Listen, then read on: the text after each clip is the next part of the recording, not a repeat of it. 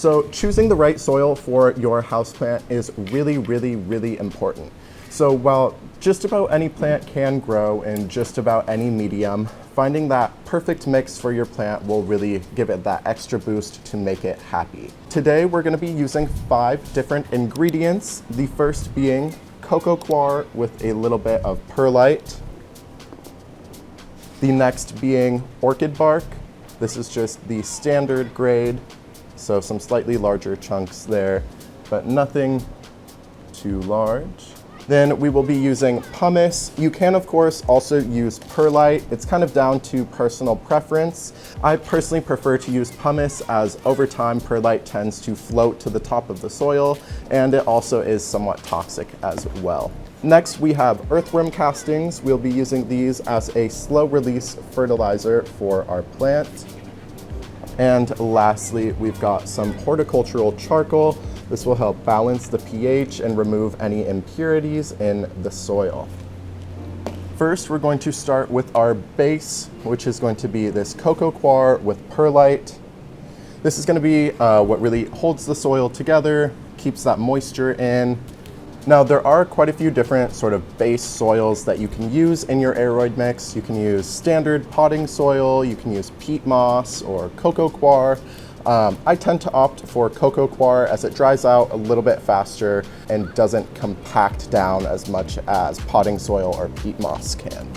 So we're going to toss this into our plastic bin here. This orchid bark is going to add extra aeration and drainage to our soil. So we'll go ahead and toss that in. You can also use leca sort of interchangeably, has the same effect on the soil, but today we will be using orchid bark. Next, we've got our pumice for added aeration and drainage as well. Go ahead and toss that in. Then we have our earthworm castings as our organic fertilizer. You can also opt for something like Osmocote or one of our organic slow release fertilizers here. These ones here are enriched with mycorrhizae, which is really great for getting those new plants started. So we'll go ahead and toss our earthworm castings in. When you're using cocoa coir as a base for your Aroid mix, it's really important that you add some sort of nutrition, whether that's a organic slow release fertilizer, earthworm castings, or Osmocote, as the cocoa coir itself is not very nutrient rich. If you want to keep that plant happy and healthy, definitely opt for a slow release fertilizer in your Aroid mix. Lastly, we will go ahead and toss in our charcoal. Now we're going to go ahead and start mixing it together evenly. I like to go from the bottom of the soil up to the top to make sure everything gets mixed in. All right, you guys, and just like that, we have ourselves a beautifully mixed Peace, Love, and Happiness Club Aroid mix.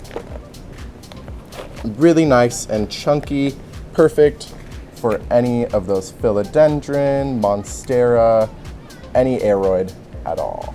You can of course swing by and check out all of these soil amendments here in store and online. And we also have pre-made PLHC Aroid mix available in store and online for just $10 a bag. Peace out, you guys.